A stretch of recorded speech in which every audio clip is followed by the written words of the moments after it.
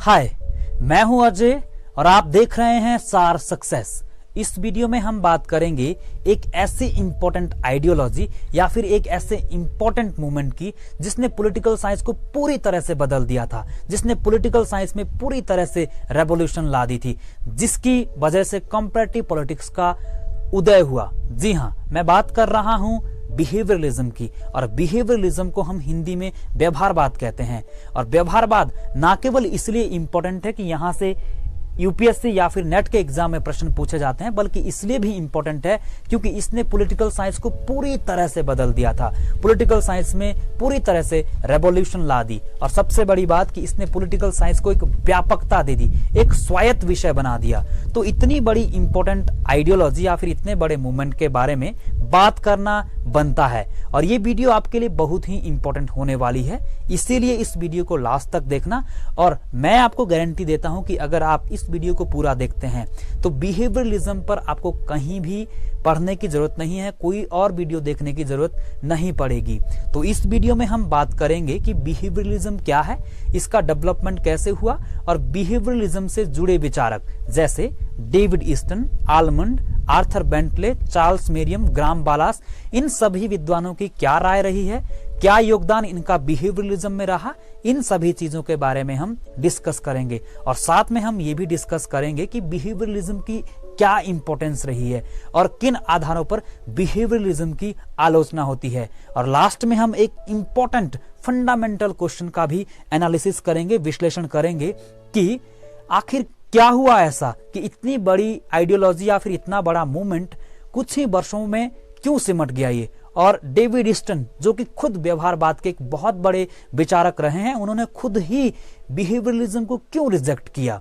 तो इन सभी प्रश्नों के बारे में, इन सभी मुद्दों के बारे में हम इस वीडियो में बात करेंगे। इसीलिए ये वीडियो आपके लिए बहुत ही इंपॉर्टेंट होने वाली है।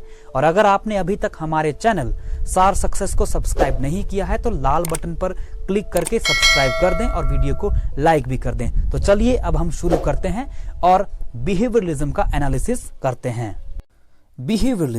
बिहेवियरलिज्म को हम हिंदी में व्यवहारवाद कहते हैं। और व्यवहारवाद या फिर बिहेवियरलिज्म एक ऐसा मूवमेंट या फिर एक ऐसी विचारधारा राजनीतिक विज्ञान में रही है जिसने पॉलिटिकल साइंस को पूरी तरह से परिवर्तित कर दिया था, जिसने पॉलिटिकल साइंस में रेवोल्यूशनरी चेंजेस ला दिए थे। और इस लिहाज से भी ये इम्पोर्टेंट है क्योंकि पॉलिटिकल साइंस के एग्जाम में भी इसे बार बार पूछा जाता है और स्टूडेंट्स काफ़ी परेशान होते हैं व्यवहारवाद को समझने में।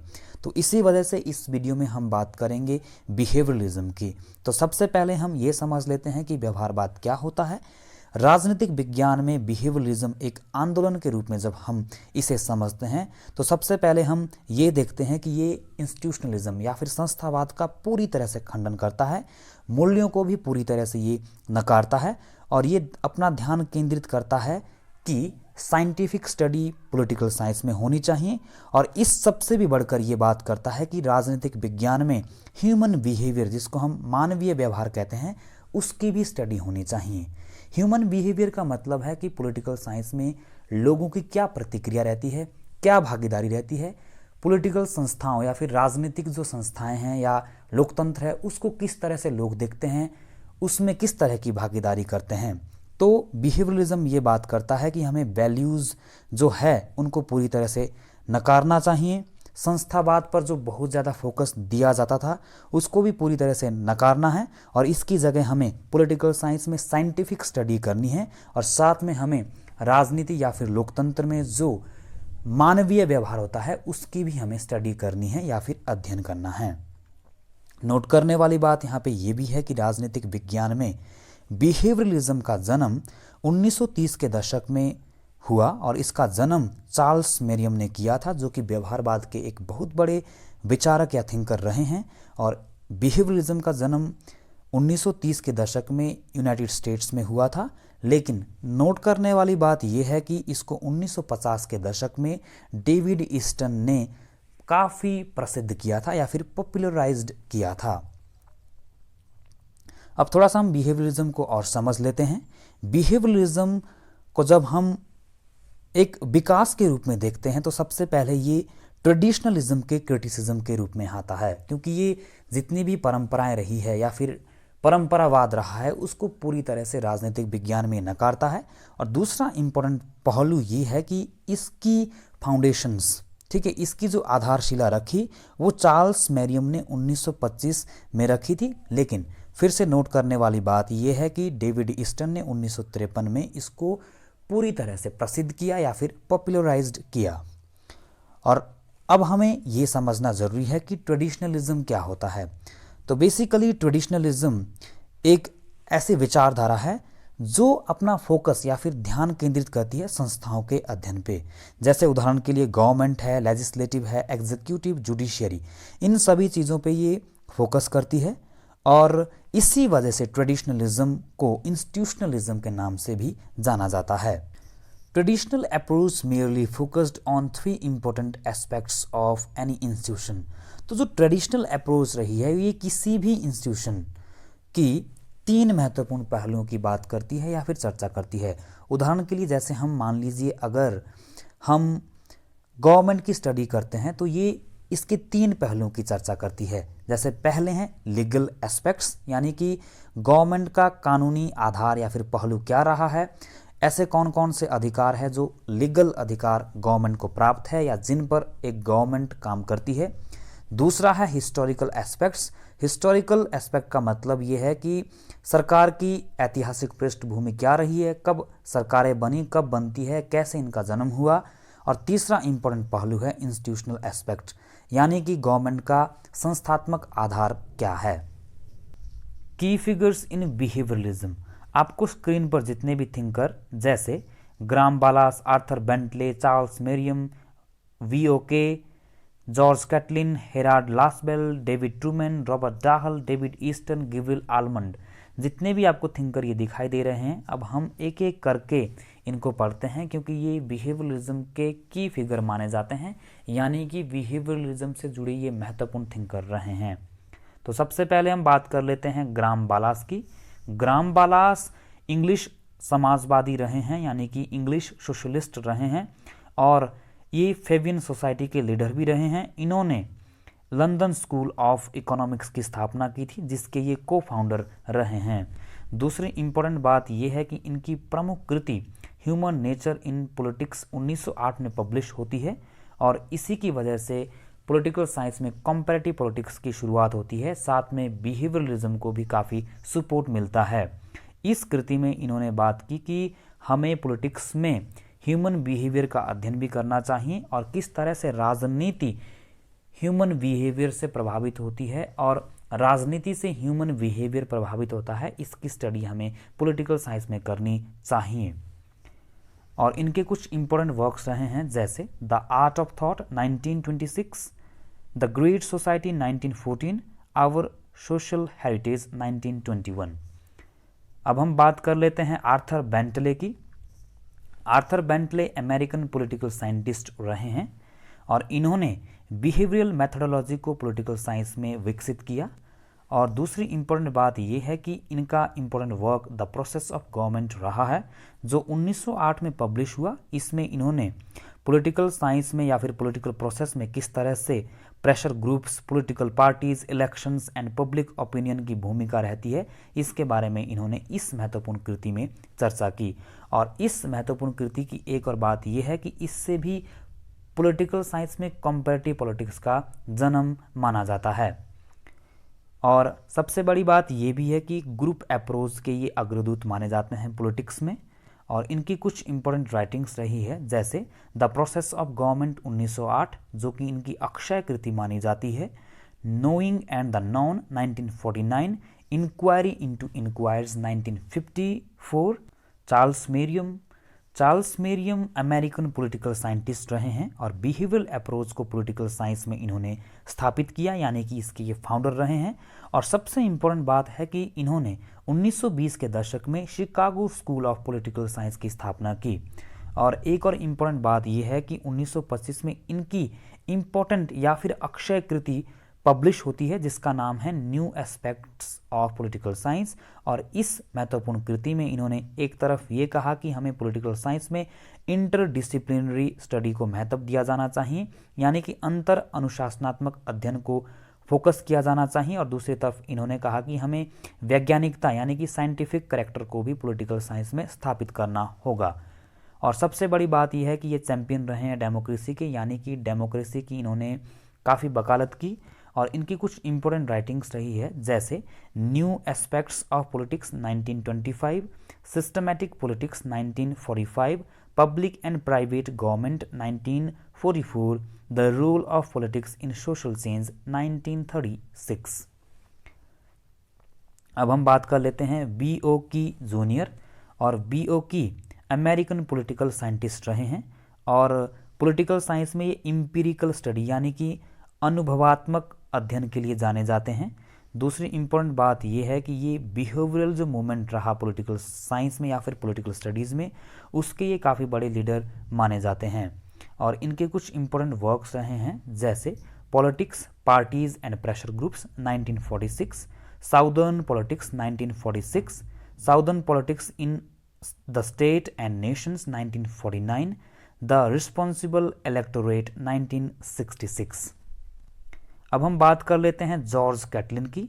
George Catlin English political scientist और फिलोसोफर रहे हैं। इनके इम्पोर्टेंट वर्क जो रहे हैं उनमें से सबसे प्रमुख हैं science and method of politics, जो कि 1927 में पब्लिश हुआ, और इस कृति में इन्होंने पॉलिटिक्स को रिगार्डेड किया as the science of power, यानी कि शक्ति के विज्ञान के रूप में इन्होंने राजनीति को इस कृति में, इस इम्पोर्टेंट कृति में माना। और सबसे बड़ी बात यह है कि इन्होंने वैल्यू फ्री प्योर साइंस पर अपना ध्यान केंद्रित किया। इन्होंने कहा कि राजनीतिक विज्ञान में हमें वैल्यू फ्री प्योर साइंस को स्थापित करना चाहिए। और इनके कुछ इम्पोर्टेंट वर्क्स रहे हैं, जैसे the science and methods of politics 1927, the study of the principles of politics 1930, new trends in socialism 1935, systematic politics 1962। अब हम बात कर लेते हैं हेराल्ड लासबेल की। हेराल्ड लासबेल अमेरिकन पॉलिटिकल साइंटिस्ट रहे हैं, जो कि बहुत ही प्रमुख विचारक रहे हैं, और इन्होंने कम्युनिकेशन में भी अपना काफ़ी वर्क किया। और इनका एक प्रमुख वर्क रहा है politics who gets what when and how, जो कि 1936 में ये किताब या फिर ये वर्क पब्लिश हुआ, और इसमें इन्होंने पॉलिटिक्स को रिगार्डेड किया politics as the study and the analysis of power, यानी कि पॉलिटिक्स को इन्होंने अपनी इस महत्वपूर्ण कृति में पावर के रूप में विचारा। इनके कुछ इंपॉर्टेंट वर्क्स रहे हैं politics who gets what when and how 1936, power and personality 1948, the future of political science 1962, the analysis of political power 1947। अब हम बात कर लेते हैं डेविड ट्रूमैन की। डेविड ट्रूमैन अमेरिकन एकेडमिशियन और पॉलिटिकल साइंटिस्ट रहे हैं, और ये जाने जाते हैं contribution to the theory of political pluralism and behavioural approach in political science. और 1951 में इन्होंने इम्पोर्टेंट सेमिनल वर्क लिखा जिसका नाम है द गवर्नमेंटल प्रोसेस, और ये बहुत ही इम्पोर्टेंट कृति इनकी मानी जाती है। इस कृति में इन्होंने एनालिसिस किया formation and activities of representative interest groups particularly in relation to the formal institutions of government, यानी कि सरकार जो होती है उसमें इन्होंने बात की कि किस तरह से जो इंटरेस्ट ग्रुप होते हैं उनका प्रतिनिधित्व और उनकी एक्टिविटीज़ कैसे होती है। इसकी बात इन्होंने इस महत्वपूर्ण कृति द गवर्नमेंटल प्रोसेस 1951 में की। अब हम बात कर लेते हैं रॉबर्ट डाहल। रॉबर्ट डाहल एक बहुत ही बड़े पॉलिटिकल साइंटिस्ट रहे हैं और पॉलिटिकल थ्योरिस्ट रहे हैं याले यूनिवर्सिटी के। और सबसे बड़ी बात यह है कि ये बहुलवादी विचारक या फिर प्लूरलिस्टिक थिंकर रहे हैं, और इसी वजह से इनको जाना जाता है प्लूरलिस्टिक थ्योरी ऑफ डेमोक्रेसी। और इन्होंने एक टर्म को गढ़ा जिसका नाम है पॉलियार्की, यानी कि बहुलतंत्र के या फिर बहुलवाद के ये प्रणेता रहे हैं। इस टर्म को, इस शब्दावली को इन्होंने गढ़ा। और सबसे इम्पोर्टेंट बात यह है कि ये ओरिजिनेटर रहे हैं एम्पिरिकल थ्योरी के पॉलिटिकल साइंस में। और he is best known for the advancing behaviouralist characterisations of political power. और पॉलिटिकल पावर में इन्होंने बिहेवियरलिज्म से जुड़ी जो विशेषताएं हैं उसको भी स्थापित किया, एडवांस किया, और इनके कुछ इंपॉर्टेंट वर्क्स रहे हैं जैसे who governs 1961, polyarchy, participation and opposition 1971, democracy and its critics 1989, on democracy 1998। David Easton की अब हम बात कर लेते हैं, जो बिहेवियरलिज्म से जुड़े सबसे महत्वपूर्ण विचारक रहे हैं, जिन्होंने 1953 में बिहेवियरलिज्म को पूरी प्रगति या शिखर पर पहुंचा दिया था। तो David Easton Canadian born American political scientist रहे हैं और ये जाने जाते हैं सबसे प्रसिद्ध जो थ्योरी रही है इनकी उसके लिए, जिसका नाम है पॉलिटिकल सिस्टम थ्योरी। और ये एक फोरफ्रंट यानी कि सबसे प्रणेता या प्रमुख थिंकर रहे हैं बिहेवियरलिज्म के भी और पोस्ट बिहेवियरलिज्म रेवोल्यूशन के या फिर मूवमेंट के भी, क्योंकि इन्होंने ही 1953 में बिहेवियरलिज्म को शिखर पर पहुंचाया था और 1960 के दशकों के अंतिम वर्षों में इन्होंने बिहेवियरलिज्म को रिजेक्ट करके पोस्ट बिहेवियरलिज्म की आधारशिला रखी थी। इनके कुछ इंपॉर्टेंट वर्क्स रहे हैं जैसे द पॉलिटिकल सिस्टम 1953 और ये इनकी अक्षय कृति मानी जाती है।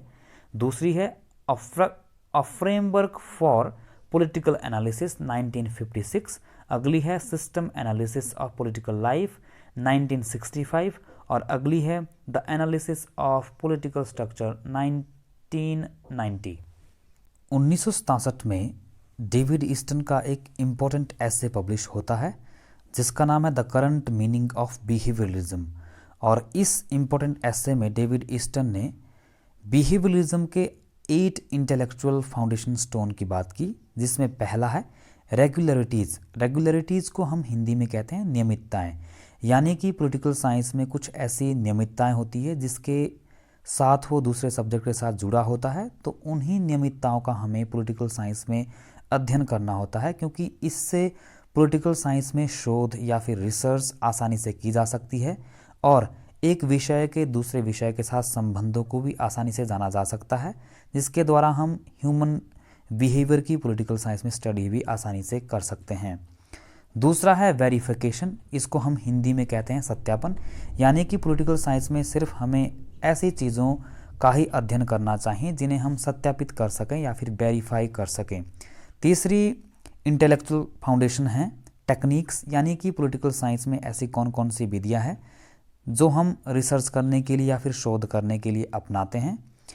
अगला है क्वांटिफिकेशन। क्वांटिफिकेशन का मतलब होता है परिमापीकरण, यानी कि पॉलिटिकल साइंस में ऐसे कौन से विषय हैं जिनको हम माप सकते हैं या कौन से ऐसे तथ्य हैं, कौन सी ऐसी चीज़ें हैं जिनको हम माप सकते हैं, यानी कि क्वांटिफिकेशन कर सकते हैं, परिमापीकरण कर सकते हैं, उसका भी अध्ययन हमें पॉलिटिकल साइंस में करना है। अगला इंटेलेक्चुअल स्टोन है वैल्यू फ्री स्टडी, यानी कि डेविड ईस्टन ने भी बात की कि पॉलिटिकल साइंस में मूल्यों को या फिर वैल्यूज़ को कोई जगह नहीं होनी चाहिए। राजनीतिक विज्ञान में जो स्टडी होगी वो पूरी तरह से मूल्यों को पृथक रखकर की जाएगी। अगला है सिस्टमेटाइजेशन, यानी कि पॉलिटिकल साइंस में जितनी भी स्टडी होती है या फिर रिसर्च होती है वो व्यवस्थीकरण हो या फिर क्रमबद्धीकरण के आधार पर हो, यानी कि कोई भी हम रिसर्च करते हैं तो वो व्यवस्थित ढंग से हो, क्रमबद्ध तरीके से हो। अगली है प्योर साइंस। इन्होंने बात की कि पॉलिटिकल साइंस भी नेचुरल साइंस की तरह प्योर साइंस हो सकता है, यानी कि शुद्ध विज्ञान के रूप में स्थापित किया जा सकता है अगर हम साइंटिफिक स्टडी को बढ़ावा दें। और अगली विशेषता है इंटीग्रेशन, जो कि डेविड ईस्टन ने बताई। इंटीग्रेशन का मतलब है एकीकरण, और इसका मतलब ये है कि ऐसा नहीं है कि अगर हम पॉलिटिकल साइंस की स्टडी कर रहे हैं तो उसमें हम सिर्फ पॉलिटिकल साइंस का ही अध्ययन करें।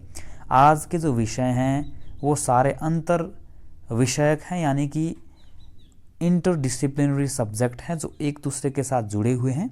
इसीलिए जब हम पॉलिटिकल साइंस का अध्ययन करते हैं तो उसके साथ economics, history, sociology, public administration जैसे विषयों का अध्ययन करना भी अनिवार्य है। अब हम बात कर लेते हैं गैब्रियल आलमंड की। Gabriel almond American political scientist रहे हैं और इनको जाना जाता है बेसिकली कंपैरेटिव पॉलिटिक्स में योगदान के लिए। कंपैरेटिव पॉलिटिक्स में इन्होंने दो महत्वपूर्ण चीज़ों पर फोकस किया। पहला है पॉलिटिकल डेवलपमेंट और दूसरा है पॉलिटिकल कल्चर। इन्होंने सिविक कल्चर की भी बात की। इनके कुछ इम्पोर्टेंट वर्क्स रहे हैं, जैसे the appeals of communism 1954, the politics of the developing areas 1960, the civic culture 1963। अगली है कंपैरेटिव पॉलिटिक्स और डेवलपमेंटल अप्रोच 1966 और अगली है कंपैरेटिव पॉलिटिक्स टुडे, जो कि 2013 में इनकी डेथ के बाद पब्लिश हुई। अब हम बात कर लेते हैं बिहेवियरलिज्म से जुड़ी कुछ इम्पोर्टेंट फीचर्स की। तो पहली विशेषता है निगेशन ऑफ ट्रेडिशनलिज्म। मैंने पहले भी आपको बताया है कि ट्रेडिशनलिज्म की आलोचना के रूप में ही बिहेवियरलिज्म का जन्म हुआ या फिर अस्तित्व में आया, क्योंकि ये बोलता है कि ट्रेडिशनलिज्म संस्थाओं से जुड़ा हुआ है, संस्थाओं के अध्ययन से जुड़ा हुआ है, इसीलिए ट्रेडिशनलिज्म सही नहीं है। ये बिहेवियरलिज्म इसको नकारता है, इसीलिए पहली विशेषता है निगेशन ऑफ ट्रेडिशनलिज्म। इसके साथ साथ हमें ये भी ध्यान में रखने वाली बात है कि ट्रेडिशनल अप्रोच को विकसित किया था फ्रैंक गुडनॉब ने 1904 में। और एक और इम्पोर्टेंट बात ये है, जो कि हम पहले भी कर चुके हैं, कि ट्रेडिशनलिज्म फोकस करता है स्टडी ऑफ इंस्टीट्यूशंस की, जो कि हमने पहले भी डिस्कस किया है। Historical, legal and institutional aspect की ही बात करता है, जो कि अपने आप में बहुत लिमिटेड है। और बिहेवियरलिस्ट थिंकर जितने भी रहे हैं, ये ट्रेडिशनल अप्रोच को ये कहते हैं कि ये नॉट ट्रूली साइंटिफिक, यानी कि ये साइंटिफिक नहीं है, वास्तव में ये वैज्ञानिक नहीं है। इसी आधार पर ये आलोचना करते हैं। दूसरी इम्पोर्टेंट विशेषता है व्यवहारवाद की, साइंटिफिक स्टडी की। ये बोलता है कि हमें दूसरे जो साइंसेस होते हैं उसी की तरह हमें पॉलिटिकल साइंस में भी साइंटिफिक स्टडी करनी चाहिए। और तीसरी इम्पोर्टेंट विशेषता ये है कि अगर हम साइंटिफिक स्टडी पॉलिटिकल साइंस में करेंगे तो साइंटिफिक नॉलेज का भी जन्म होगा, यानी कि वैज्ञानिक ज्ञान को फिर बढ़ावा मिलेगा। अगली इम्पोर्टेंट विशेषता है वैल्यू फ्री स्टडी, यानी कि व्यवहारवाद पॉलिटिकल साइंस में वैल्यू को, मूल्यों को, आदर्शों को, मान्यताओं को कोई भी जगह नहीं देता है, परंपराओं को भी ये नहीं मानता है। ये बोलता है कि हमें सिर्फ साइंस और ह्यूमन बिहेवियर की स्टडी इसमें पॉलिटिकल साइंस में करनी है। अगली इम्पोर्टेंट विशेषता है मॉडर्निटी, क्योंकि हम जानते हैं कि 1930, 40 और 50 के दशक में बिहेवियरलिज्म काफ़ी प्रसिद्ध रहा और उसी समय मॉडर्निटी भी पूरे पीक पर थी। इसी वजह से ये मॉडर्निटी पर भी काफ़ी फोकस करता है। अगली विशेषता है study of human behaviour in politics. ये कहता है कि राजनीति में ह्यूमन जो बिहेवियर होता है उसकी हमें स्टडी करनी चाहिए कि किस तरह से एक राजनीतिक प्रणाली से या फिर लोकतंत्र से ह्यूमन जुड़ता है, कैसे भागीदारी करता है, इन सभी चीज़ों का भी हमें अध्ययन करना चाहिए। अगली विशेषता है political actor and their behaviours, यानी कि राजनीतिक प्रणाली में जो राजनीतिक कर्ता होते हैं उनकी स्टडी और उनका जो बिहेवियर यानी कि व्यवहार है वो किस तरह से लोगों को, देश की शासन प्रणाली को प्रभावित करते हैं, उसका भी हमें अध्ययन करना चाहिए। इसीलिए political actor and their behaviours भी बिहेवियरलिज्म की एक महत्वपूर्ण विशेषता मानी जा सकती है। अगली है टेस्टिंग थ्योरी एंड हाइपोथेसिस की, क्योंकि हम पहले भी बात कर चुके हैं कि बिहेवियरलिज्म एक एकेडमिक थ्योरी या मूवमेंट के रूप में हम जानते हैं जो बात करता है टेस्टिंग थ्योरी और हाइपोथेसिस की, क्योंकि इसी से ही पॉलिटिकल साइंस में खोज और अन्वेषण या फिर शोधें हो सकती है। अगली इम्पोर्टेंट विशेषता ये है कि political science as a discipline, ये बोलता है कि राजनीतिक विज्ञान को हमें एक अनुशासन के रूप में बनाना है और इसने बनाने की कोशिश भी की। अगला है 10वां फोकस ऑन ऑब्जेक्टिविटी, और ये ऑब्जेक्टिविटी पे बात करता है, यानी कि ये सब्जेक्टिविटी की बात नहीं करता है, बल्कि ये बोलता है कि हमें जितनी भी चीज़ें पॉलिटिकल साइंस से जुड़ी होती है उन सभी चीज़ों की हमें समान रूप से अध्ययन करना चाहिए, स्टडी करनी चाहिए। तो ये ऑब्जेक्टिविटी पे फोकस करता है, ना कि सब्जेक्टिविटी पे, यानी कि एक ही सब्जेक्ट या एक ही पहलू की ये बात नहीं करता है। विभिन्न पहलू जो राजनीति और राजनीति से जुड़े विषय हैं उन सबको प्रभावित करते हैं, उन सब से जुड़ी सब्जेक्टिविटी की बात नहीं करता है, बल्कि ये ऑब्जेक्टिविटी की बात करता है। अगला है क्रिटिसिज्म ऑफ एम्पिरिसिज्म, यानी कि ये अनुभववाद की आलोचना करता है। ये कहता है कि हमें राजनीतिक विज्ञान में अनुभवों पर बल नहीं देना चाहिए, ये सिर्फ क्योंकि राजनीति अनुभवों पर आधारित नहीं है, इसीलिए इसको जाना जाता है नेव एम्पिरिसिज्म, क्योंकि अनुभववाद पर इसने संशोधन किया, इस वजह से इसको नेव एम्पिरिसिज्म के रूप में भी जाना जाता है। अगली विशेषता है political science as a value free discipline, यानी कि ये बोलता है कि पॉलिटिकल साइंस में मूल्यों को किसी भी प्रकार की कोई जगह नहीं है, यानी कि पॉलिटिकल साइंस पूरी तरह से मूल्यों से मुक्त अध्ययन होना चाहिए, अनुशासन होना चाहिए। अगली विशेषता है इंटरडिसिप्लिनरी स्टडी, यानी कि ये बोलता है कि हमें ऐसा नहीं करना है पॉलिटिकल साइंस में कि हम सिर्फ पॉलिटिकल साइंस का ही अध्ययन करें, बल्कि हमें पॉलिटिकल साइंस के साथ साथ history, sociology, public administration, economics जैसे विषयों का भी अध्ययन करना है, क्योंकि सारे विषय एक दूसरे के साथ जुड़े हुए हैं। अगली विशेषता है political science as an independent subject, क्योंकि इसने पॉलिटिकल साइंस को एक स्वायत्त विषय बनाया, इसीलिए इसकी एक और इम्पोर्टेंट विशेषता यह भी है कि political science as an independent subject. अब हम देख लेते हैं कि बिहेवियरलिज्म की क्या इम्पोर्टेंस रही है, क्या भूमिका रही है। तो इसने सबसे पहले साइंटिफिक स्टडी को बढ़ावा दिया। पॉलिटिकल साइंस में पहली बार इसने ये बोला कि हमें वैज्ञानिक अध्ययन को अपनाना चाहिए, इसीलिए इसकी सबसे महत्वपूर्ण विशेषता यही है। दूसरी महत्वपूर्ण विशेषता ये है या महत्ता ये है कि इसने पॉलिटिकल साइंस में ह्यूमन बिहेवियर के स्टडी पर बल दिया। इसने बोला कि हमें पॉलिटिकल साइंस में मानवीय जो व्यवहार होता है उसका भी हमें अध्ययन करना चाहिए। तीसरी महत्ता है वैल्यू फ्री स्टडी, यानी कि इसने मूल्यों को नकारा और इसने बोला कि वैल्यू की जगह हमें वैज्ञानिकता पर फोकस करना चाहिए। चौथी विशेषता है जो कि बहुत ही बड़ी इम्पोर्टेंट विशेषता है, वो है political science as an interdisciplinary subject. जी हाँ, इसने पॉलिटिकल साइंस को पहली बार एक अंतर अनुशासनात्मक सब्जेक्ट के रूप में या फिर विषय के रूप में स्थापित किया। तो हम कह सकते हैं कि political science as an interdisciplinary subject भी एक महत्वपूर्ण महत्ता है, यानी कि इम्पोर्टेंस है बिहेवियरलिज्म की, या फिर हम देन भी इसको कह सकते हैं। अगली है कॉम्प्रिहेंसिव ऑफ पॉलिटिकल साइंस, यानी कि कॉम्प्रिहेंसिवनेस ऑफ पॉलिटिकल साइंस, क्योंकि इसकी वजह से पॉलिटिकल साइंस में एक व्यापकता आ गई। एक तरफ तुलनात्मक राजनीति काफ़ी प्रसिद्ध रही, दूसरी तरफ पॉलिटिकल साइंस में तरह तरह की स्टडी या फिर अध्ययन किया जाने लगा, चाहे वो ह्यूमन बिहेवियर का हो, political parties, political pressure groups हो, या फिर दूसरी तरह की संस्थाएं हो, सभी तरह का अध्ययन पॉलिटिकल साइंस में किया जाने लगा। अगली इम्पोर्टेंट महत्ता है या फिर इम्पोर्टेंस है इसकी political science as an independent subject, क्योंकि इसने पॉलिटिकल साइंस को एक स्वायत्त विषय के रूप में स्थापित कर दिया था, इसीलिए ये भी एक बहुत ही बड़ी देन है बिहेवियरलिज्म की। अब हम बात कर लेते हैं कि बिहेवियरलिज्म की किन आधारों पर हम आलोचना करते हैं। तो पहला पॉइंट है निगेशन ऑफ वैल्यूज़, क्योंकि ये वैल्यूज़ को पूरी तरह से नकारता है, जबकि पॉलिटिकल साइंस को हम पूरी तरह से मूल्य मुक्त नहीं कर सकते हैं, क्योंकि लोगों की अनुभूतियाँ, लोगों के आदर्श, मूल्य, परंपराएं होते हैं जिनसे उनकी आस्था होती है, जो पॉलिटिकल साइंस में भी उनको लागू करना चाहते हैं। इसीलिए वैल्यूज़ को पूरी तरह से हम पॉलिटिकल साइंस से अलग नहीं कर सकते हैं। दूसरी इम्पोर्टेंट क्रिटिसिज्म या फिर आलोचना है, इसने बहुत ज़्यादा फोकस किया विज्ञान और टेक्नोलॉजी पे, हद से ज़्यादा किया, जिस आधार पर पॉलिटिकल साइंस की जो व्यवहारिकता है वो खतरे में पड़ गई। अगली आलोचना जो हम कर सकते हैं वो है एकेडमिक इम्पोर्टेंस ओनली, क्योंकि मैंने पहले भी कहा कि ये इसमें बड़े बड़े विचारक रहे हैं जिन्होंने सिर्फ अकादमिक जो रिसर्च होती है या फिर खोजें होती है उस पर ही फोकस दिया, व्यवहारिकता से कहीं ना कहीं ये कोसों दूर था।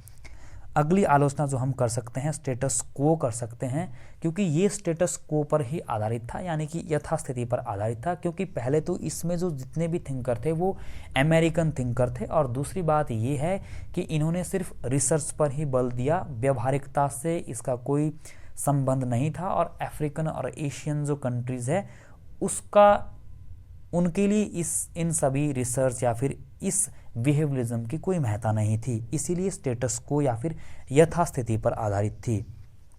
अगली इंपॉर्टेंट आलोचना है फॉरगेट सोशल रिस्पॉन्सिबिलिटीज़, क्योंकि ये व्यवहारिकता से दूर थी, इसने सिर्फ सिद्धांतों और जो एकेडमिक इम्पोर्टेंस है उस पर ही फोकस किया, इसीलिए इसने जो भी सामाजिक रिस्पॉन्सिबिलिटीज़ थी यानी कि जिम्मेदारियाँ थी उसको भुला दिया था। अगली आलोचना जो हम कर सकते हैं वो है prediction of human behaviour is so difficult, यानी कि इसने ये बोला था कि हमें ह्यूमन बिहेवियर की स्टडी करनी है, और ह्यूमन बिहेवियर की स्टडी करना इतना आसान नहीं है, क्योंकि ह्यूमन बिहेवियर बदलता रहता है, इसीलिए इस आधार पर भी हम बिहेवियरलिज्म की आलोचना कर सकते हैं। अगली आलोचना जो की है वो की है क्रिश्चियन बे। क्रिश्चियन बे एक बहुत बड़े आलोचक रहे हैं बिहेवियरलिज्म के, और इन्होंने कहा था believed behaviourism was a pseudo political science and that it did not represent genuine research. तो इन्होंने कहा था कि आपको इस बात का विश्वास करना है कि व्यवहारवाद नकली राजनीतिक विज्ञान है और इसने कोई वास्तविक शोध को या फिर अन्वेषण को रिप्रेजेंट नहीं किया है, नहीं प्राप्त किया है। तो क्रिश्चियन बे ने भी आलोचना की है, और लास्ट जो क्रिटिसिज्म है वो खुद डेविड ईस्टन करते हैं, क्योंकि डेविड ईस्टन ने 1967 में खुद बिहेवियरलिज्म को रिजेक्ट किया था, और उन्होंने बिहेवियरलिज्म को रिजेक्ट करके पोस्ट बिहेवियरलिज्म की आधारशिला रखी थी। तो ये थी बिहेवियरलिज्म पे एक इम्पॉर्टेंट वीडियो। मुझे उम्मीद है कि आपने इस वीडियो के साथ एंजॉय किया होगा, कुछ नया सीखा होगा। वीडियो को देखने के लिए दिल से धन्यवाद।